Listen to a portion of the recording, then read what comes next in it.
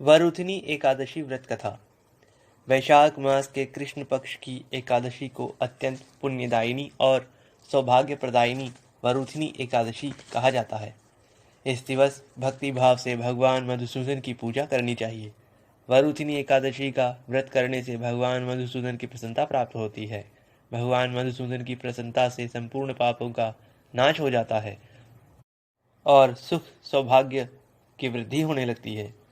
कामदा एकादशी का संपूर्ण वृतांत सुनने के पश्चात महाराज युधिष्ठिर ने भगवान श्री कृष्ण से विनती की, हे मधुसूदन, अब आप मुझे वैशाख मास के कृष्ण पक्ष की एकादशी के नाम, व्रत विधान और पुण्य प्रताप के बारे में विस्तार पूर्वक बतलाइए।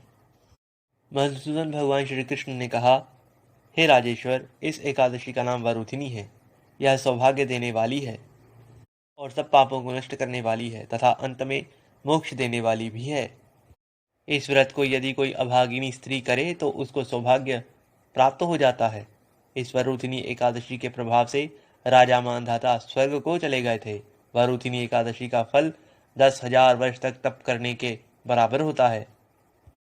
कुरुक्षेत्र में सूर्य ग्रहण के समय 1,00,000 भार स्वर्ण दान करने से जो फल प्राप्त होता है, वही फल वरुथिनी एकादशी का व्रत करने से प्राप्त हो जाता है। वरुथिनी एकादशी के व्रत को करने से मनुष्य इस लोक में सुख भोगकर परलोक में स्वर्ग को प्राप्त होता है, अर्थात स्वर्गलोक में चला जाता है। शास्त्रों में तो यह भी कहा गया है कि हाथी का दान घोड़े के दान से श्रेष्ठ है, तिलों के दान से स्वर्ण दान श्रेष्ठ है तथा स्वर्ण के दान से अन्नदान श्रेष्ठ है। अन्नदान के बराबर कोई दान नहीं है। अन्नदान से देवता, पितृ और मनुष्य तीनों ही तृप्त हो जाते हैं। शास्त्रों में इसको कन्यादान के बराबर माना गया है। वरुथिनी एकादशी के व्रत से अन्नदान तथा कन्यादान दोनों के योग के बराबर ही फल प्राप्त हो जाता है। जो मनुष्य लोभ के वश होकर कन्या का धन ले लेते हैं, वे प्रलय काल तक नरक में वास करते हैं, क्योंकि वे नरक के ही अधिकारी माने गए हैं, या उनको अगले जन्म में बिलाव का जन्म भोगना पड़ता है। जो मनुष्य प्रेम एवं धन सहित कन्या का दान करते हैं, उनके पुण्य को चित्रगुप्त भी लिखने में असमर्थ हैं। जो मनुष्य इस वरुथिनी एकादशी का व्रत करते हैं, उनको कन्यादान के फल के बराबर ही फल प्राप्त हो जाता है। वरुथिनी एकादशी का व्रत करने वालों को दशमी के दिवस यह 10 कार्य त्याग देने चाहिए, जिनमें सर्वप्रथम तो कांसे के बर्तन में भोजन नहीं करना चाहिए, मांस नहीं खाना चाहिए, मसूर की दाल नहीं खानी चाहिए, चना नहीं खाना चाहिए, कोदों नहीं खाना चाहिए, शाक भी नहीं खाना चाहिए, मधु नहीं खाना चाहिए यानी शहद नहीं खाना चाहिए, दूसरे का अन्न भी नहीं खाना चाहिए, दूसरे का भोजन भी नहीं करना चाहिए, दूसरी बार भोजन भी नहीं करना चाहिए, स्त्री प्रसंग भी नहीं करना चाहिए और ब्रह्मचर्य भी नहीं करना चाहिए। व्रत करने वाले दिन जुआ भी नहीं खेलना चाहिए तथा शयन भी नहीं करना चाहिए। यदि सोएंगे तो व्रत खंडित माना जाएगा। उस दिवस किसी का हृदय भी नहीं दुखाना चाहिए, किसी की निंदा भी नहीं करनी चाहिए। उस दिवस पान खाना भी वर्जित है। दातून भी करना नहीं चाहिए, दातून व्रत से पूर्व ही कर लेना चाहिए। दूसरे की निंदा कभी नहीं करनी चाहिए, उस व्रत के चलते भी नहीं करना चाहिए तथा चुगली का करना भी निषेध माना गया है। एवं पापी मनुष्यों के साथ बातचीत करना भी त्याग देना चाहिए। उस दिवस क्रोध भी नहीं करना चाहिए तथा मिथ्या भाषण भी नहीं करना चाहिए। हे राजन, जो मनुष्य विधि पूर्वक इस एकादशी का व्रत करते हैं, उनको स्वर्गलोक की प्राप्ति अवश्य ही होती है। अतः प्रत्येक मनुष्य को यह व्रत अवश्य ही करना चाहिए तथा पाप कर्मों से डरना चाहिए। इस व्रत के महात्म्य को पढ़ने तथा सुनने मात्र से ही 1,000 गोदान का फल प्राप्त हो जाता है। इसका फल गंगा स्नान से भी अधिक है। अब इसकी कथा सुनो। बहुत समय पूर्व की बात है। नर्मदा नदी के किनारे एक राजा थे, मानधाता, जो राज किया करते थे। राजा बहुत ही पुण्यात्मा थे। अपनी दानशीलता के लिए वे दूर दूर तक प्रसिद्ध थे। वे तेजस्वी और भगवान विष्णु के परम भक्त भी थे।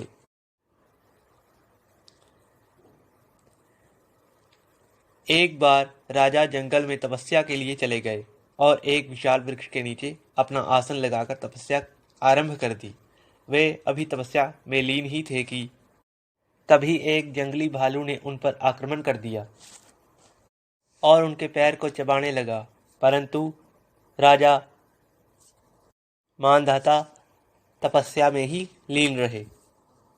भालू उन्हें घसीट कर ले जाने लगा तो ऐसे में राजा मानधाता को घबराहट होने लगी, परंतु उन्होंने तपस्वी धर्म का पालन करते हुए क्रोध नहीं किया और भगवान विष्णु से ही मन इस संकट से मुक्ति के लिए गुहार लगाने लगे। भगवान विष्णु अपने भक्त पर संकट कैसे देख सकते थे भला? भगवान विष्णु ने प्रकट होकर राजा की सहायता हेतु, उनकी रक्षा हेतु भालू को अपने सुदर्शन चक्र से काट दिया, अर्थात उसका वध कर दिया। परंतु भालू तब तक राजा के पैर को लगभग चबा ही चुका था। राजा बहुत दुखी थे और उन्हें बहुत पीड़ा भी हो रही थी। भगवान विष्णु ने कहा, वत्स, विचलित होने की कोई आवश्यकता नहीं है। वैशाख मास के कृष्ण पक्ष की एकादशी, जो कि वरुथिनी एकादशी कहलाती है, उस एकादशी पर मेरे वराह स्वरूप की पूजा आराधना करो। वरुथिनी एकादशी के व्रत के प्रभाव से, उसके प्रताप से तुम पुनः संपूर्ण अंगों वाले हो जाओगे और स्वस्थ हो जाओगे। भालू ने जो भी तुम्हारे साथ कृत्य किया है वह तुम्हारे ही पूर्व जन्म के कृत्य का फल है, अर्थात तुमने पूर्व जन्म में ऐसा ही पाप किया था जिसके कारण आज भालू ने तुम पर आक्रमण करके तुम्हारा पैर चबा डाला। इस वरुथिनी एकादशी के व्रत के प्रभाव से, इसके फल से तुम्हारे सभी पाप नष्ट हो जाएंगे और तुम्हें पापों से मुक्ति प्राप्त होगी, अर्थात पापों से छुटकारा तुम्हें मिल जाएगा।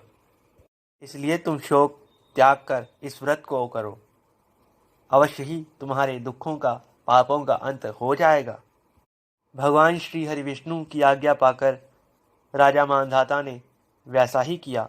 वरुथिनी एकादशी आने पर उसने व्रत किया, फलस्वरूप उसके सभी पाप नष्ट हो गए और वह संपूर्ण अंगों वाला हो गया, अर्थात हृष्ट पुष्ट हो गया। जैसा कि भगवान श्री हरि विष्णु ने कहा था, वो वाक्य सत्य हो गया। अब राजा और भी अधिक श्रद्धा भाव से भगवान की भक्ति में लीन होने लगे। भक्ति और उत्साह विष्णु के प्रति उनकी अपार होने लगी, जिससे कि उनका भाग्य सौभाग्य में और सौभाग्य परम सौभाग्य में मिल गया। देह त्यागने के उपरांत वे विष्णु लोक को प्रस्थान कर गए। जय श्री हरि, जय श्री हरि, जय श्री। वरुथिनी एकादशी व्रत कथा।